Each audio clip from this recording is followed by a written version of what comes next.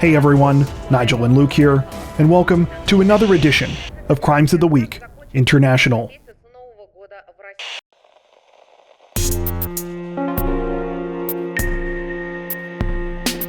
Authorities in the Australian state of Queensland say that they have arrested and charged a 24-year-old man this week after he posed as a driving school student as part of a bizarre and terrifying plot to kidnap a woman. According to reports, the whole thing unfolded on April 16th when the suspect allegedly booked a driving lesson from a property in the Brisbane suburb of Acacia Ridge.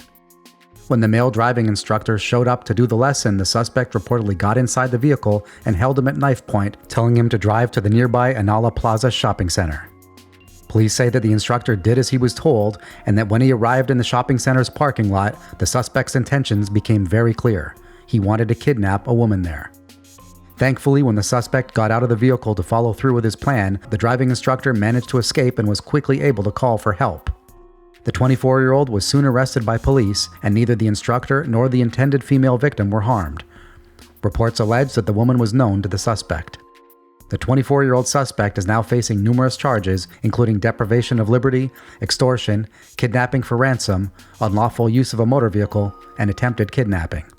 At the time of this recording, none of the names of the people involved in the incident have been released to the public.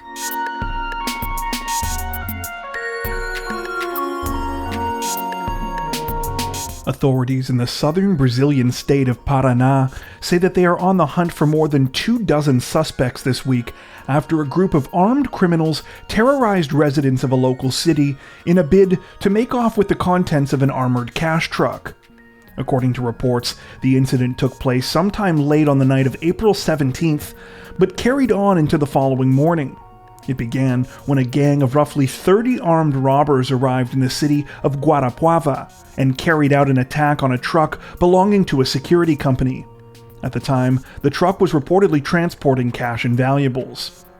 In an attempt to slow the police response to the attack, members of the gang set vehicles on fire and blocked access roads leading to the city. Local residents ran for their lives as the robbers started to fire on the truck that they were targeting, and a larger shootout began when police arrived at the scene. In a further bid to combat authorities, it said that the criminals also used several terrified residents as human shields.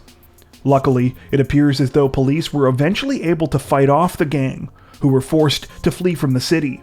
According to reports, authorities were able to do this without any lives being lost, and also managed to thwart the gang's attempt to steal the contents of the armored truck. Reports allege that 2 police officers and 1 civilian were injured, but that all of them were in good condition.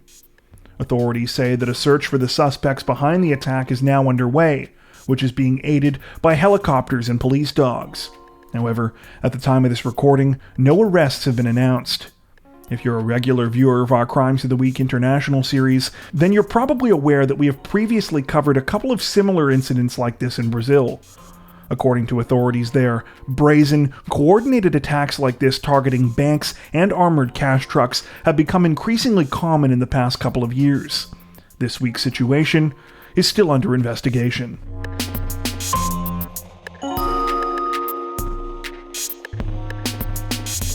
The Kenyan athletic community is mourning this week after a promising female middle-distance runner was murdered and her boyfriend reportedly confessed to the crime.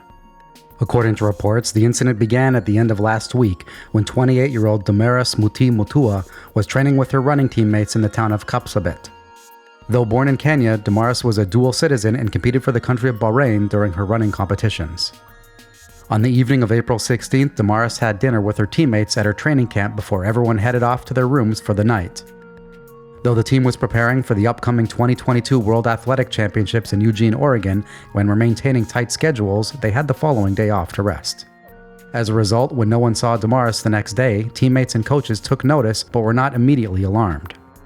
They assumed that she was still resting or may have wanted some time to herself. That evening, when Damaris still had not been seen or heard from, people started to grow concerned. Repeated calls to her cell phone went unanswered, and no one could find her. However, there was still the possibility that she had left training camp for the day to go home briefly, so coaches advised Damaris' teammates to simply get some rest. It was when Damaris failed to show up for practice the following morning that it became clear something was seriously wrong. After searching everywhere they could in Kapsabet, police as well as Damaris' teammates and coaches went to the town of Aitin to continue their search. Aitin is home of a famous center for distance runners, and it was where Damaris had trained before joining the Bahrainian team. Unfortunately, a search of the center of Aitin also came up empty. Finally, on the afternoon of April 19th, police delivered the news that everyone had been dreading. Damaris' lifeless body had been found inside of a house somewhere in Aitin. She had been stabbed to death. According to local media, the discovery was made after the 28-year-old's boyfriend, Eskinder Foley, contacted a mutual friend and confessed that he had committed the crime. Foley reportedly trained at the same center that Damaris did and is an Ethiopian national. At the time of this recording, police say that they are currently searching for Foley, who is believed to have fled the country. No further information about him has currently been released. According to reports, Damaris is the second female Kenyan athlete to be killed in an alleged domestic violence incident just in the last few months. Back in October, two-time World Athletics Championship bronze medalist Agnes Tirop was found stabbed to death under similar circumstances. In that case, her husband was arrested for the crime. Damaris is being mourned by friends, family, teammates, and the broader Kenyan athletics community who say that her life was tragically cut short just as her career was starting to take off.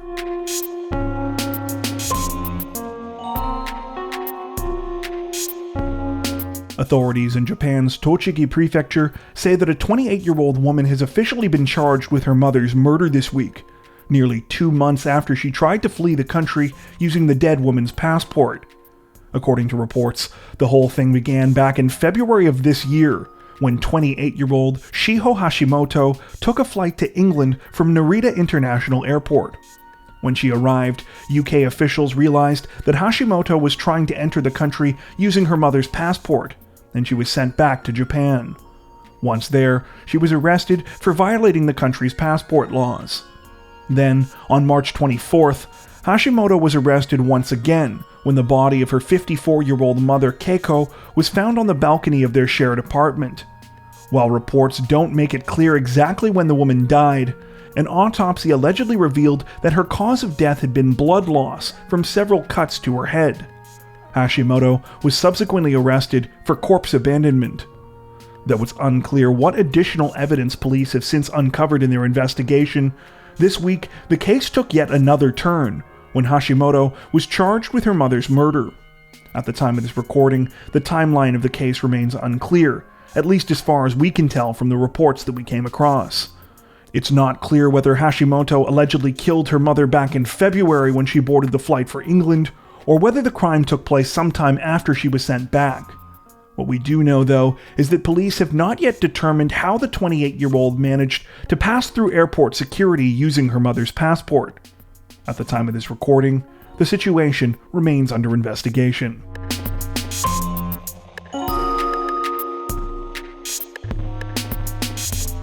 Authorities in South Korea's Incheon prosecutor's office say that they have arrested a 31-year-old woman and her 30-year-old boyfriend this week after they were accused of orchestrating the 2019 drowning death of the woman's husband. According to reports, the whole situation began back in June of 2019 when Lee Woo-hae and her lover, Cho Hyun-soo, convinced Lee's 39-year-old husband to jump into a river in Yeongso Valley, located in Gapyeong County. They apparently did this knowing that Lee's husband couldn't swim, and allegedly proceeded to watch him drown without trying to intervene. Police claim the motive behind the crime was so that Lee and Cho could collect on a $650,000 life insurance policy that they had taken out on the 39-year-old.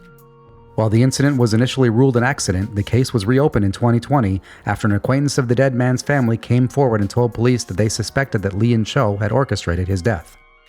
According to this person, the two suspects had tried to do this at least 2 other times in the months before the 39-year-old's death. In one instance, they allegedly tried to put blowfish poison in his food. In another, they had tried to push him into a fishing pond, but were caught in the act and forced to abort the plan. Authorities continued to investigate the man's death and soon found further incriminating evidence against Lee and Cho. However, at the end of last year, as they prepared to charge the two with murder and insurance fraud, they disappeared. According to reports, Lee and Cho knew that they were likely going down for the drowning and decided to go on the run in December. They were finally apprehended this week after negotiating their surrender with police in the city of Goyang. While charges appear to still be pending against the two suspects at the time of this recording, reports allege that there might be even more that police have yet to uncover.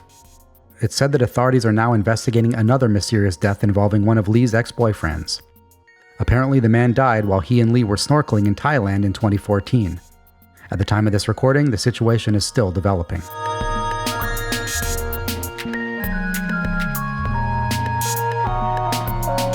A bizarrely cheerful arrest story was reported out of the Philippines this week when the country's national police force announced that they had captured a wanted fugitive on his birthday and provided him with cake. According to reports, Alan Barrientos de Los Angeles has been sought by authorities in the province of Palawan since 1996, when he was charged with attempted murder and illegal possession of a firearm. Apparently, de Los Angeles fled at the time, and over the years, he has become known as one of the province's most wanted men. Authorities finally managed to track down de Los Angeles on April 19th and took him into custody at the Altavas Municipal Police Station in the province of Aklan. Sometime during the man's processing, officers learned that it was his birthday. Apparently deciding that the seriousness of the situation still didn't mean that they all couldn't have a good time, the officers at the station proceeded to get a birthday cake for de Los Angeles, which they presented to him while he was having his mugshot taken. Images of the bizarre scene were circulated online by the Altavas Police Department. As if the story couldn't get any stranger, after being wanted for decades, de Los Angeles reportedly only spent one night in jail. The following day, he paid roughly $5,000 in bail on the two charges and was allowed to go free. As one final strange note, it appears that no one can actually agree how old de Los Angeles was turning. Multiple reports we came across, including the social media report released by police, listed him as turning 44, while the cake itself said 45. Perhaps this is fitting though, since the whole situation was already so bizarre to begin with.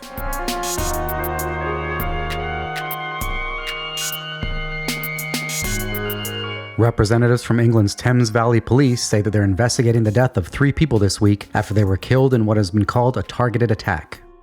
According to reports, the incident began shortly before 10 p.m. on April 19th when police received a call about a disturbance at a retirement complex in the village of Spring Gardens in Buckinghamshire. When officers arrived at the scene, they found the lifeless bodies of 3 people, a man and woman in their 60s, as well as a man in his 50s. The victims in their 60s have since been identified as a married couple who lived in the complex named Susan and Jeffrey Ferrance.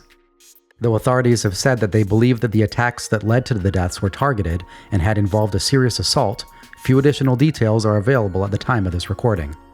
Police have yet to confirm any of the victims' causes of death and have not released the circumstances that led to their killings. All they have said so far is that all 3 of the deceased were known to one another. The only other bit of information we have about the case comes from witnesses who were at the scene who reported hearing shouting and running around at the time the incident took place. Several of these witnesses also said that their homes were searched by police when officers arrived at the scene, suggesting that they may have believed that someone could have been hiding out after the killings. At the time of this recording, the situation is still developing.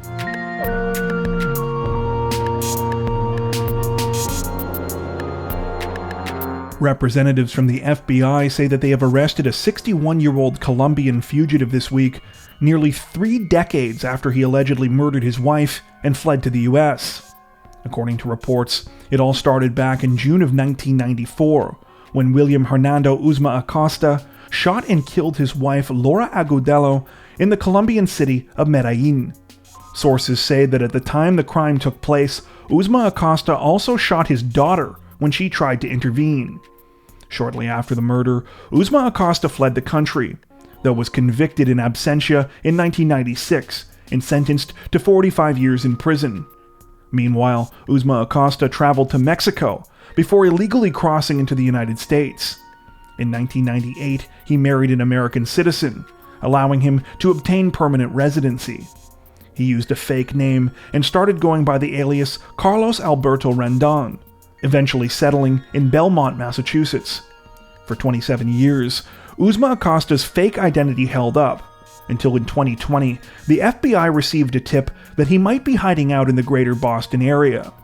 It turned out that he had submitted a fake Colombian birth certificate in a bid to get full citizenship that year, along with which he provided his fingerprints. These fingerprints matched those that the FBI already had for Uzma Acosta. The now 61-year-old fugitive was finally apprehended on April 13th, as he was on his way to work.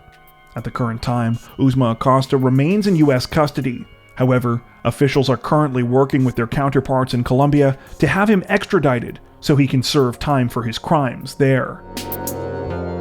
That brings us to the end of this edition of Crimes of the Week International. If you're a fan of the new series, don't forget to tell us in the comments section below. While you're there, make sure to subscribe to Crime Zone for more true crime content like this, making sure to hit the notification bell to stay up to date with our latest videos. Thank you for watching.